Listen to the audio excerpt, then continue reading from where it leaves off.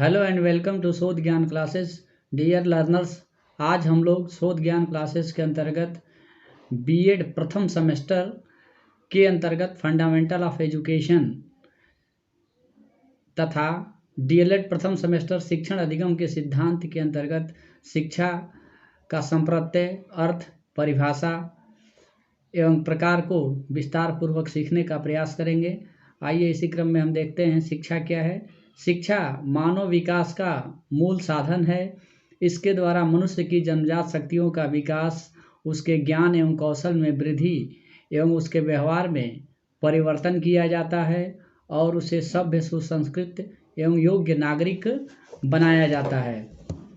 साथ ही साथ भारतीय दर्शन एवं पाश्चात्य दर्शन में भी शिक्षा की प्रशंसा खुले मन से अर्थात मुक्त कंठ से की गई है और भारतीय दर्शन में शिक्षा को जीवन के शाश्वत मूल्यों के रूप में आदरणीय स्थान दिया गया है।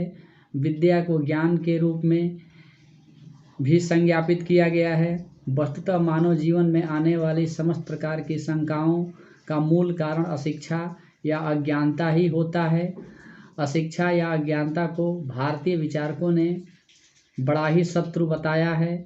महान कूटनीतिज्ञ आचार्य कौटिल्य का कथन है कि अज्ञान के समान मानव का कोई दूसरा शत्रु नहीं है। पाश्चात्य विचारकों में एस.डब्ल्यू. टेम्पल का कथन है कि अज्ञान व्यक्ति का सबसे बड़ा शत्रु और ज्ञान सबसे बड़ा मित्र होता है।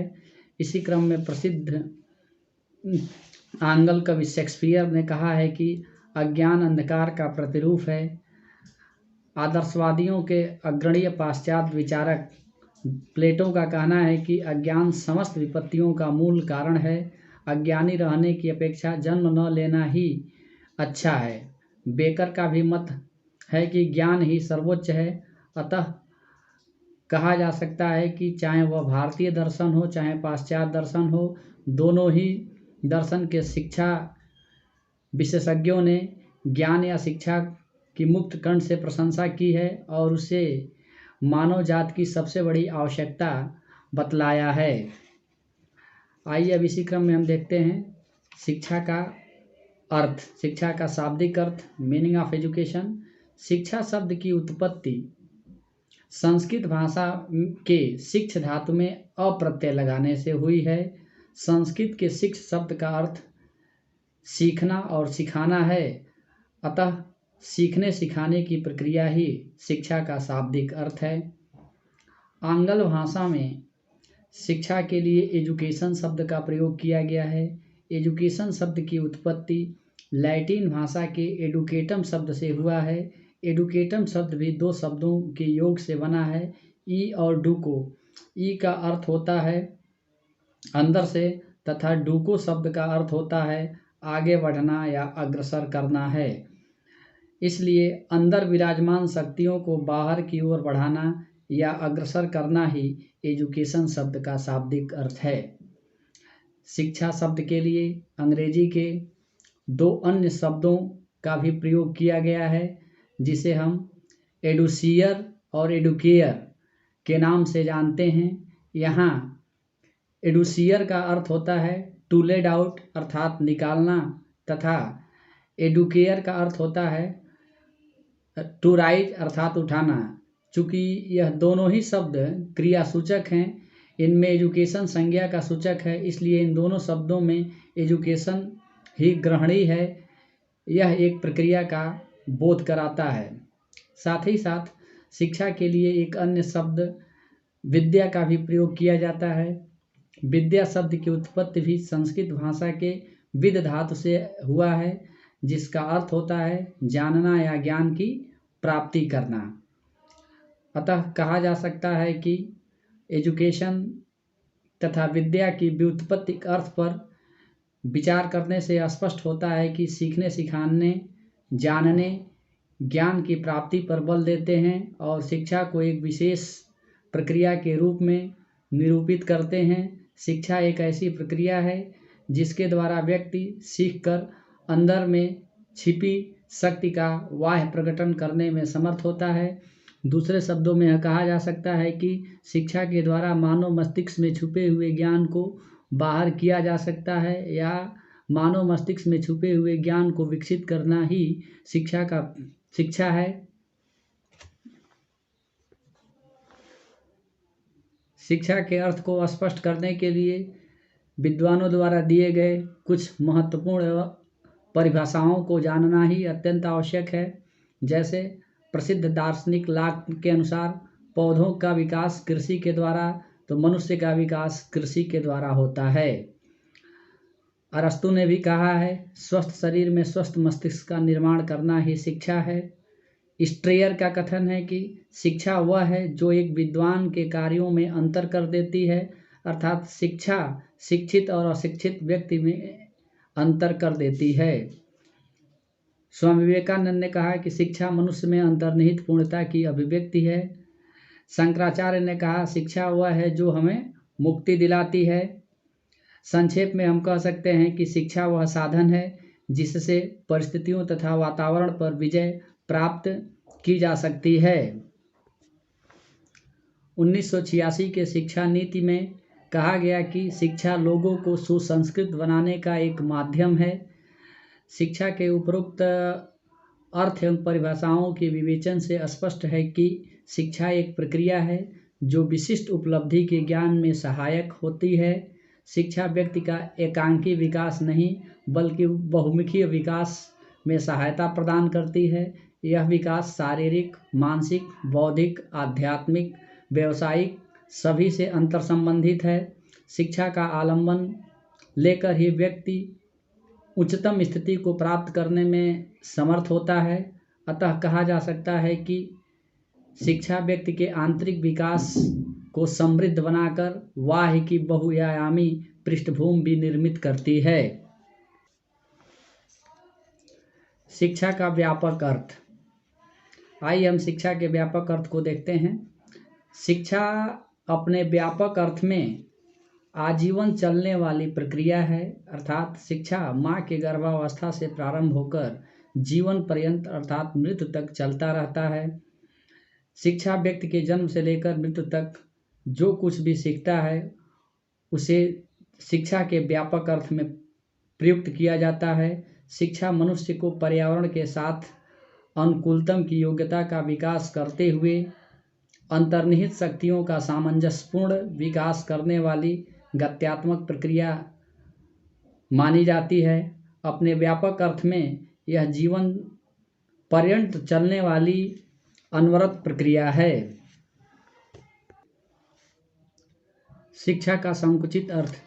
शिक्षा के संकुचित अर्थ में शिक्षा किसी समाज में एक निश्चित समय तथा निश्चित स्थानों अर्थात विद्यालयों में सुनियोजित ढंग से चलने वाली एक उद्देश्यपूर्ण सामाजिक प्रक्रिया है जिसके द्वारा मनुष्य की जन्मजात शक्तियों का विकास, उसके ज्ञान एवं कला कौशल में वृद्धि एवं व्यवहार में परिवर्तन किया जाता है और इस प्रकार उसे सभ्य, सुसंस्कृत एवं योग्य नागरिक बनाया जाता है। इसके द्वारा व्यक्ति एवं समाज दोनों ही निरंतर विकास करते हैं। दूसरे शब्दों में हम कह सकते हैं कि शिक्षा के संकुचित अर्थ में शिक्षा का अर्थ हमारी शक्तियों के विकास और सुधार के लिए चेतनापूर्वक किए गए प्रयासों से है। आइए अब बात करते हैं शिक्षा प्रक्रिया की विशेषता। शिक्षा एक बहुआयामी संप्रत्यय है। शिक्षा का क्षेत्र अत्यंत ही व्यापक है, इसलिए शिक्षा को किसी एक निश्चित सीमा में बांधना कठिन कार्य है। फिर भी शिक्षा के प्रत्येक आयाम से कुछ विशेषता लिए हुए है। इन विशेषताओं को निम्नलिखित रूप में समझा जा सकता है। जैसे शिक्षा एक द्विमुखी प्रक्रिया है। Education is by polar process. इसका मतलब क्या है कि शिक्षा एक द्विमुखी प्रक्रिया है। यह कथन सर जॉन एडम्स महोदय ने कहा और सर जॉन एडम्स महोदय ने कहा कि शिक्षा के दो प्रमुख ध्रुव हैं, एक शिक्षक और एक शिक्षार्थी। इन्हीं दोनों के मध्य शिक्षा की क्रिया चलती रहती है। दोनों परस्पर अपने आचार एवं विचार को आदान प्रदान करते हैं। रास का भी मत है, शिक्षा में चुंबक की तरह दो ध्रुवों का होना आवश्यक है, इसलिए यह द्विध्रुवी प्रक्रिया है। अर्थात शिक्षा के द्विमुखी प्रक्रिया में शिक्षक और शिक्षार्थी दो होते हैं और दोनों ही मिलजुल कर अपने विचारों का आदान एवं प्रदान करते हैं, इसीलिए शिक्षा को द्विमुखी प्रक्रिया कहा गया है। नेक्स्ट है, शिक्षा को त्रिमुखी प्रक्रिया कहा गया है। प्रसिद्ध प्रयोजनवादी शिक्षा शास्त्री जॉन डेवी ने शिक्षा प्रक्रिया के 3 अंग बताए हैं। 3 अंगों में पहला है शिक्षक, दूसरा है शिक्षार्थी और तीसरा है पाठ्यक्रम। अर्थात शिक्षक, शिक्षार्थी और पाठ्यक्रम के मध्य चलता रहता है, इसीलिए जॉन डेवी ने शिक्षा को त्रिमुखी प्रक्रिया कहा है। नेक्स्ट है, शिक्षा एक गतिशील प्रक्रिया है। शिक्षा ज्ञान के निरंतर सुधार, परिमार्जन एवं परिशोधन लाने का कार्य समय समय पर करती रहती है। शिक्षा में परिवर्तन का गुण होता है, जिससे शिक्षा व्यक्ति तथा समाज एवं राष्ट्र की आकांक्षाओं एवं आवश्यकताओं को पूरा करने में समर्थ होती है। एवं शिक्षा का स्वरूप देश काल एवं परिस्थिति के अनुसार सदैव बदलता रहता है और इस बदलती प्रक्रिया के अनुसार हमारी शैक्षिक व्यवस्थाएं भी बदलती रहती हैं, इसीलिए शिक्षा को एक गतिशील प्रक्रिया कहा गया है। इसी क्रम में अगली विशेषता है, शिक्षा एक सामाजिक प्रक्रिया है। अरस्तु का कथन है कि मनुष्य एक सामाजिक प्राणी है। समाज में ही वह जन्म लेता है और समाज में ही वह मृत्यु को प्राप्त कर लेता है। जन्म एवं मृत्यु के बीच की समयावधि में अपने जीवन की गुणवत्ता एवं विकासवान बनाने के लिए मनुष्य का आश्रय लेता है। उसमें शालीनता, सदाचार एवं नैतिकता का विकास करने का प्रयास करता है और वह समाज में ही रहकर एक सभ्य एवं सुसंस्कृत नागरिक बनता है। इसीलिए शिक्षा को एक सामाजिक प्रक्रिया के रूप में भी संज्ञापित किया गया है। इसी क्रम में शिक्षा प्रक्रिया की निम्न विशेषता है, शिक्षा एक सुनियोजित एवं उद्देश्यपूर्ण प्रक्रिया है। अर्थात शिक्षा की प्रक्रिया में व्यक्ति बहुत सोच समझकर जुड़ता है। शिक्षा से जुड़ने वाले व्यक्ति अपने उद्देश्यों को निश्चित कर लेता है। जैसा कि वाशिंग महोदय का कथन है, शिक्षा का कार्य व्यक्ति को उसके वातावरण से इन उद्देश्यों से समायोजित कराना है, जिससे कि व्यक्ति तथा समाज दोनों को अत्यधिक और दीर्घकालीन संतुष्टि प्राप्त हो सके। अतः स्पष्ट है कि शिक्षा की प्रक्रिया अत्यंत ही योजनाबद्ध ढंग से अपने उद्देश्यों को ध्यान में रखते हुए संचालित की जाती है। इसलिए शिक्षा को हम एक सुनियोजित एवं महत्वपूर्ण प्रक्रिया कहते हैं। इसी क्रम में शिक्षा को एक व्यापक प्रक्रिया कहा गया है। क्योंकि शिक्षा व्यापक प्रक्रिया इसलिए कहा गया है कि शिक्षा जन्म से लेकर मृत्यु तक सदैव किसी न किसी रूप में सदैव चलती रहती है। इसीलिए शिक्षा को व्यापक प्रक्रिया माना गया है। इसकी नेक्स्ट विशेषता है, शिक्षा एक संकुचित प्रक्रिया है।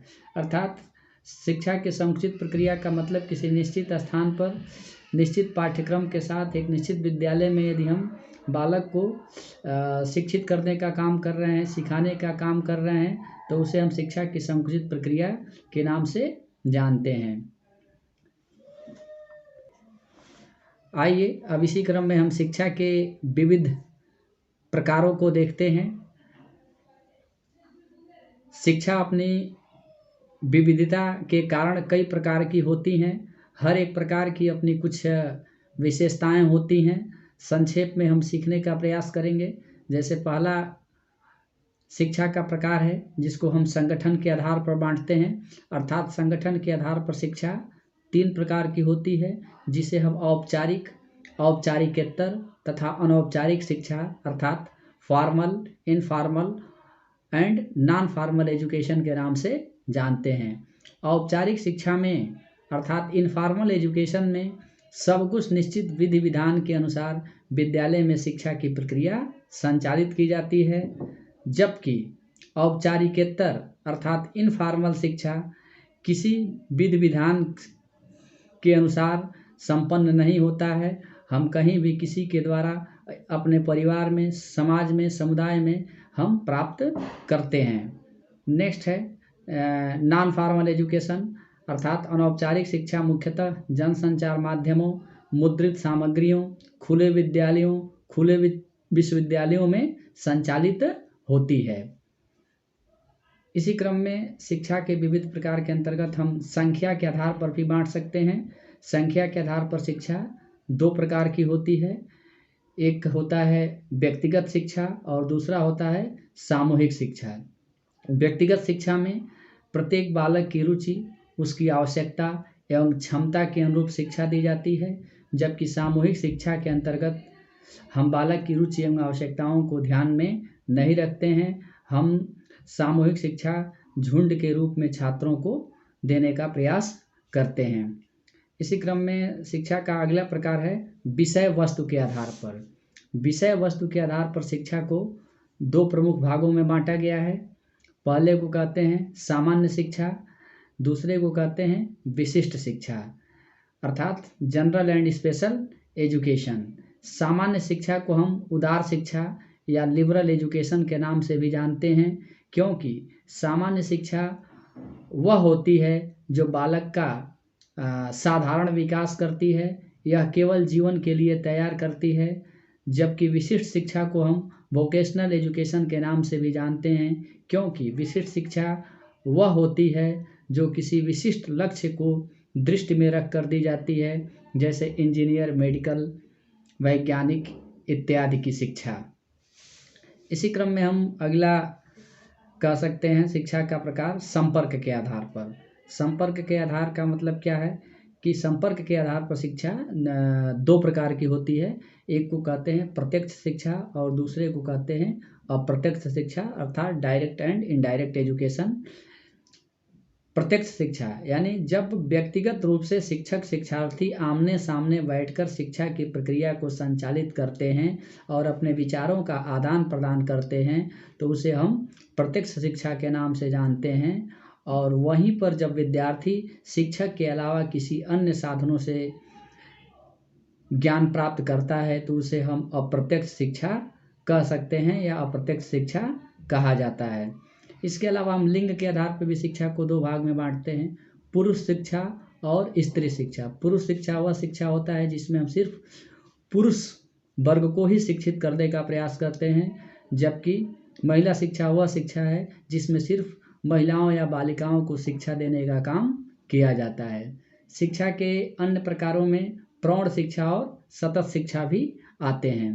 प्रौढ़ शिक्षा उन लोगों के लिए होती है जो वयस्क हो गए हैं लेकिन अभी तक साक्षर नहीं हुए हैं अर्थात निरक्षर हैं, जबकि सतत शिक्षा वह है जो हमेशा चलती रहती है, सभी की आवश्यकताओं की पूर्ति करती है।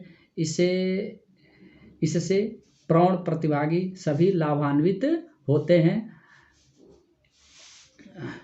शोध ज्ञान क्लासेस को सुनने के लिए आप सभी का बहुत बहुत धन्यवाद। अगले सीरीज में हम शिक्षा के अन्य विविध पहलुओं पर चर्चा करेंगे। शोध ज्ञान क्लासेस को सुनने के लिए आप सभी को बहुत बहुत धन्यवाद एवं नमस्कार।